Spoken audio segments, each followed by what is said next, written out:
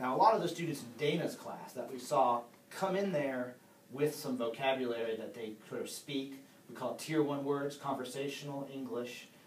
In your class, a lot of them aren't coming in with all those words. You have a double challenge. Right. So you have to be maybe a little different in how you teach them vocabulary.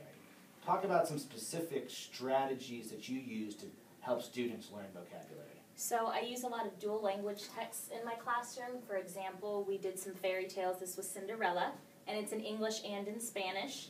So I pick words for vocabulary that strategically and explicitly choose them. Words like chores, ball, dance, prince, dresses, things like that. And this is going to be in the Prezi. So if people want to look at it, and we'll also have it posted on the georgiastandards.org site. Right. So I do an assessment of these words before we ever read the story over the course of a week, and I see which words my English language learners know. How do you assess whether they know a word? Well, I just ask them. I use either the pictures in the book or I explain a concept to see if they have an English understanding of the word. Okay. And if they give me a different word, I write down what it is and I track how many they know. And as the week goes, I explicitly read the stories and make an emphasis for those words in the story and do a translation. And at the end of the week, I reassess them on the chart to see how many words they have gained. How do you choose which words to put on the chart? So these are the words that are necessary for the students to be able to retell and explain the story, and they're known as Tier 2 words. Right. They also call them academic vocabulary.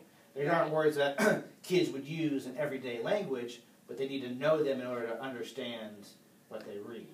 Right. And when we do retellings and dictations, this, for example, is from Cinderella, and they wrote 3 events of retelling for the story, and I've coded the words that were on the word list that the students are using to make sure that they're using them in the correct context. So this student said, can you read this for us? Cinderella was sad because mean sisters no say go to ball.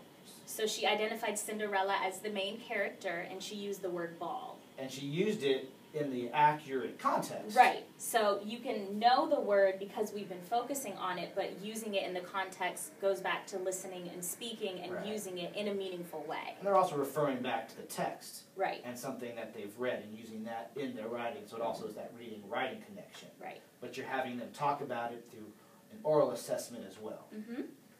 Very good. Thank you very much.